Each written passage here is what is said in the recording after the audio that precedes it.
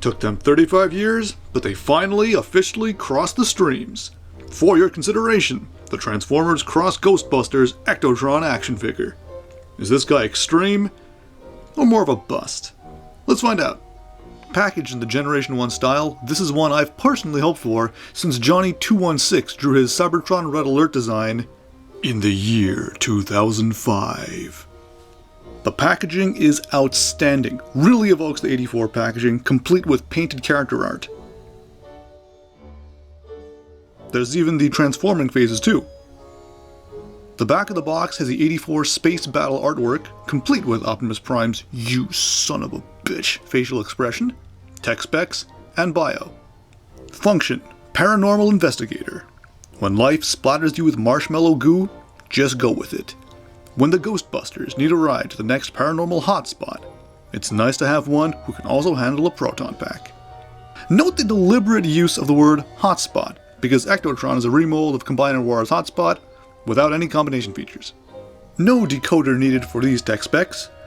He also has a ghost trapping stat, 10 out of 10, and a ghost busting stat, 7 on 10.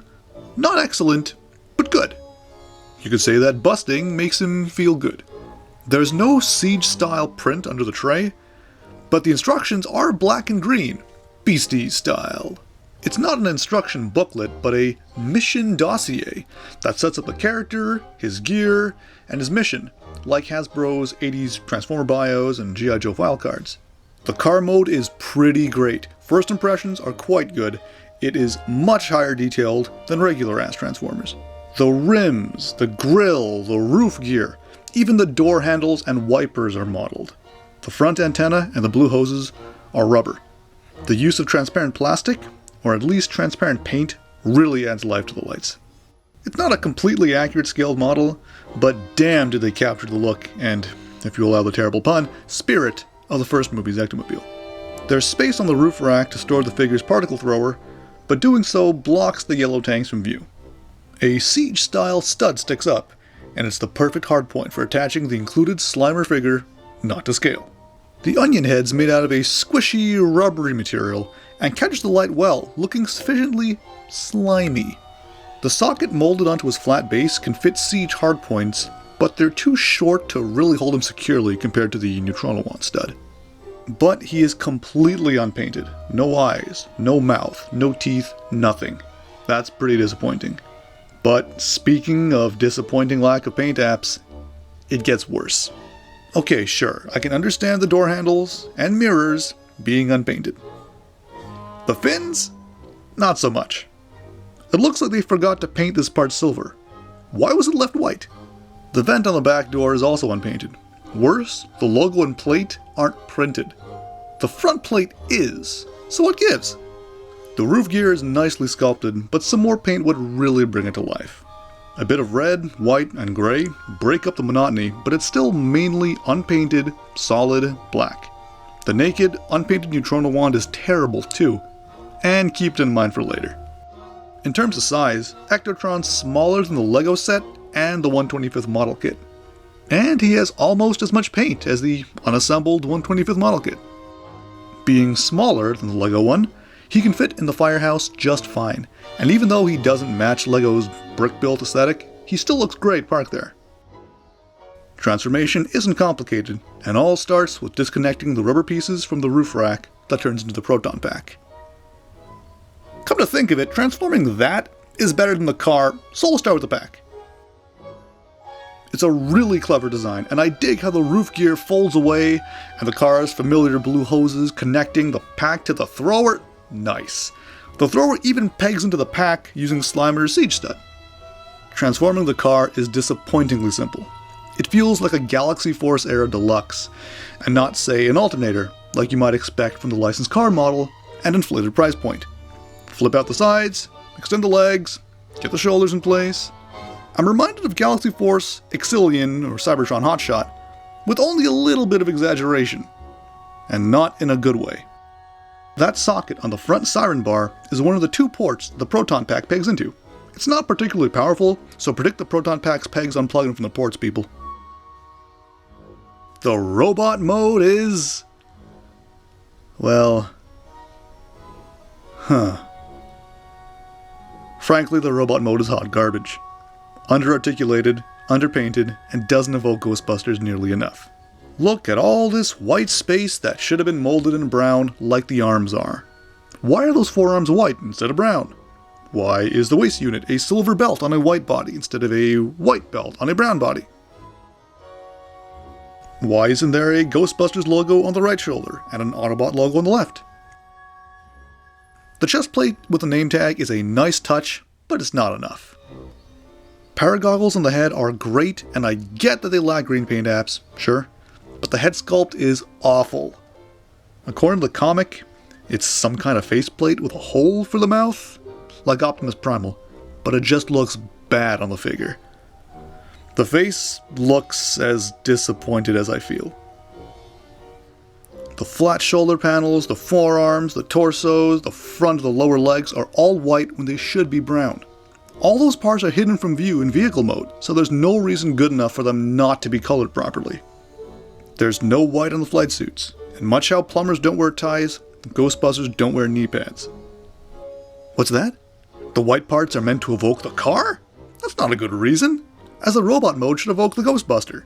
And there are massive chunks of the car on the shoulders and the lower legs. You want to evoke the car? Look at his back and you'll see most of it. And just how the robot's front feels cheap and unfinished, so does the back. The sculpt is outstanding, but this weak-ass Proton pack has less paint apps than the Spirit Halloween pack. Look, I'm not expecting sideshow quality or anything, but how do you mess this up? The pack has a hole in the back and not a stud, so if you want to attach it to other figures, you'll need some kind of double-studded piece and some ingenuity. The particle thrower pegs into the Proton pack using Slimer's Siege stud, so the ugly little spud has no hardpoint to attach to in robot mode. Trying to balance him on the shoulder doesn't count. Neither does attaching him to the Siege size stud on the tip of the thrower. Blast effect pieces sold separately. Holding the thrower in a proper two-handed pose isn't going to happen, since there are no wrist swivels and the hands are in fixed poses, as expected. You could make use of the peg like a Playmobil Ghostbuster, but that doesn't look anywhere near as good as a Buster figure of this size should. Articulation is another story. Ball-jointed neck, triple-jointed shoulders, plus a bicep cut. Great! But the lack of wrist rotation kind of makes all that moot. Leg articulation has bigger problems. Ball hips and thigh swivels are great, but there's nothing below the single-jointed knees. Unless you count the fold-out fixed-angle feet as ankle joints, which they aren't. Worse, the knees are floppy and useless. Forget posing him, he'll just topple over like a downed character in Ghostbusters the video game. I tried to get a photo of him in Gerwalk mode, but he needs support because of that weak-ass knee problem. Okay, that's an extreme case, but standing up in a battle pose? There's no excusing that. Limited articulation is one thing, but the crappy wrists and legs are something else. And even if you personally don't need that much articulation, there's no excuse for something industry standard not to be there. Besides, if you're not going to open the box and appreciate the figure's engineering, consider collecting something less hands-on than Transformers action figures. The robot mode is a colossal, underpainted disappointment.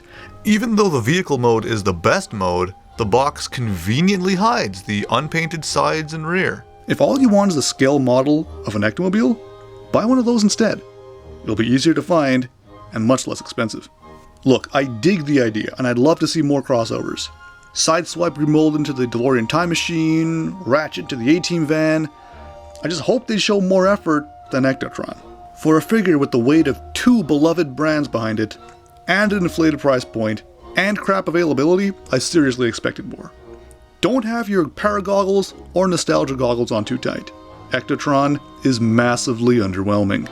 It took them 35 years, and this was the best they can do? An underpainted, underarticulated robot that doesn't look as good as fan art from 14 years ago? I'm not expecting a masterpiece, but surely they could have made something comparable to a Siege figure, or Jazz from nearly a decade ago, who, admittedly, could have used more paint himself. I'm glad he exists.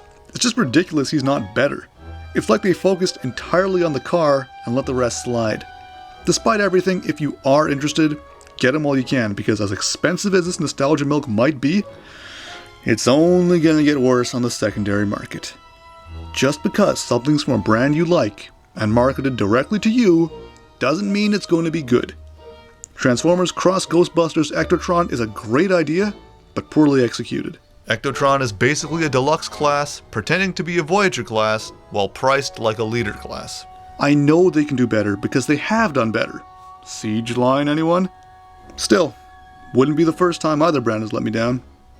This time, busting makes me feel disappointed.